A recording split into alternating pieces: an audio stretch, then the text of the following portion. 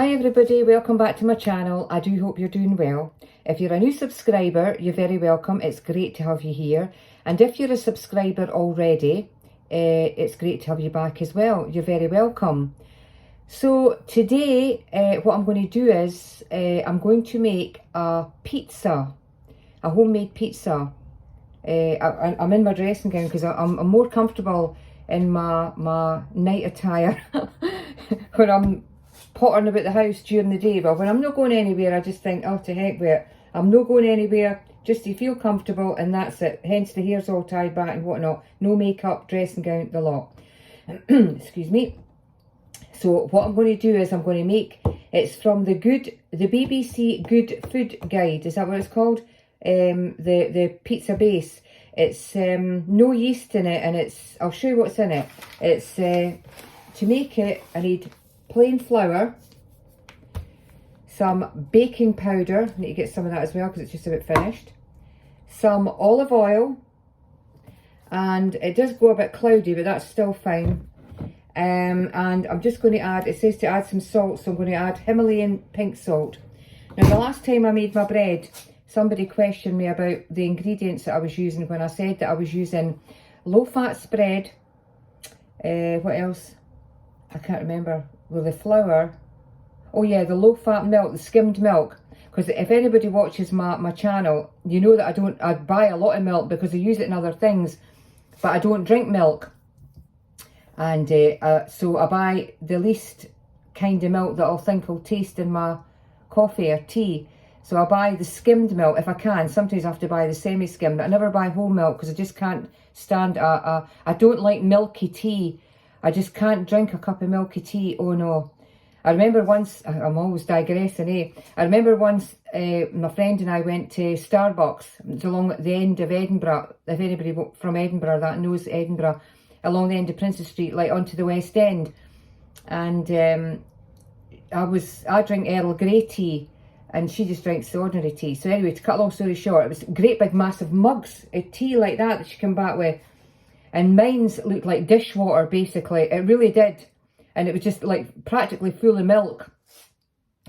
And she just saw my face because she knew when she was bringing it back over, she just looked at me as much to say, either Josie's not going to drink this or she's just going to sit and look at it or whatever. But I did, because well, she'd paid for it and everything like that, I drunk it, but she knew I wasn't enjoying it. But it was just, honestly, it was just the horriblest tea I've ever had in my life. I mean, I know that she probably says can I have a wee drop of milk in it, which I normally say if I'm having in a restaurant or that and they put the milk in, I'll just say just a wee, if they ask you do you want milk and sugar, I'll say no sugar, just milk, because I've never taken sugar since I was at school, I think, whenever, but whatever. Anyway, get back to the pizza. So anyway, that's what I was saying. Yeah, it's just the things I'm using, because somebody had said to me as well when I was making the bread to use real flour. Now I didn't think there was any other flour than flour you can buy, like plain flour, self-raising, obviously wholemeal flour, brown, like, you know, for making brown bread and that. But it was like, you know, because they said it wasn't healthy, you should be using full fat milk, real flour, real, well, whole milk, real salt, because I think I did I add salt to it or something, the bread, I can't remember, I've made it that much. Anyway, I don't take salt at all in any food or anything. If I'm out, it's always pepper, that's all I ever take. Salad cream or anything like that if I'm having salad. But I always just buy any things that you know, that I think is healthy, because I mean whole fat milk and that, or whatever it is called, full fat. You see how I'm not a milk drinker, whatever it is. Anyway, I'm just making it the way that I think it should be made or whatever. So I'm just going back, I mean, I just buy flour if I need it. Plain flour, self-raising flour, whatever. Because I don't think, if I asked for real flour, surely they would just say this is real flour. Well, anyway, cut a long story short, let's get back to what we're doing. So I'm going to add some pepperoni, which I got from Iceland, I think it was. I think it was Iceland, or was it Asda? Doesn't say on the back. I can't remember where I bought it. It's to be used up by the 8th of April anyway. And the same with and the mozzarella, that's from Iceland, and some chopped mushrooms, if you can see them, just chopped up some of them.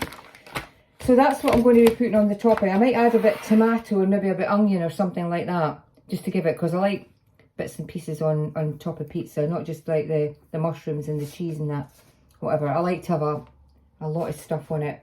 So what I'm going to do is, I'm going to make the pastry, the dough, whatever. See? Never fails, eh? Whatever I'm making, you'll see it at the end. Anyway, I'm going to wait and I'm going to make the dough, and I'm going to, then I'll add, when I've made the dough, I'll leave it and I'll show you me putting the topping on. Okay? So I'll be back to you in a second. So this is my flour, my baking powder, my oil, olive oil, a little bit of Himalayan salt, and I've added some garlic powder, garlic granules, whatever it is, and some mixed herbs, because I'm wanting to give it like a wee herby, garlicky kind of base, instead of it just being like a kind of a plain base. So I'm going to mix all that up, get my wooden spoon, mix it all up, add some water, and then I'm going to make the base. Okay? So that's the pizza base made. It's not the greatest shape, but it's better than nothing. And I've just prodded it with a fork so it cooks, you know, at the bottom and that. So that's all ready now for the topping. So we'll get the topping on that, and then that'll be it ready for the oven.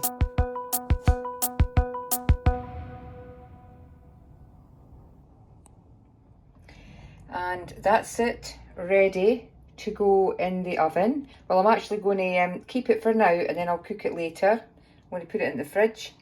It's got the pepperami, I was going to say salami, pepperoni, pepperami, mushrooms, red onions, the mozzarella cheese, and some black pepper, oregano, whatever way you want to pronounce it, some tomatoes, I can't remember if I said that or not, and that's it, guys. It's ready for the oven. So we'll get that cooked, and then we'll get back to you and see how it turns out.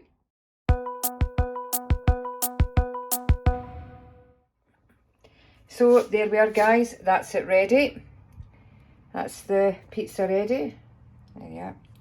As I said, it's not the greatest shape, but it's turned out not too bad, I think.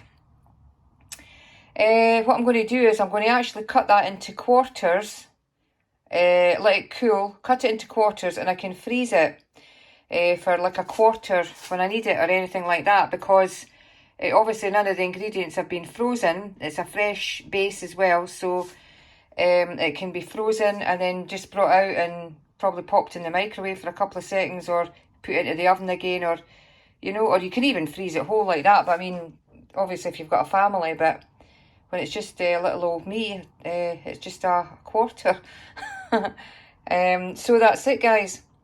So that's the pizza with mozzarella, I keep wanting to say salami, what is it, pepperoni, mozzarella cheese, pepperoni, tomatoes, mushrooms, red onion, and the base just made from olive oil, water, baking powder, a bit of salt, and mixed up together. And as I said, I added some herbs and things just to give it flavour at the bottom of the base, well, and flavour on the top as well.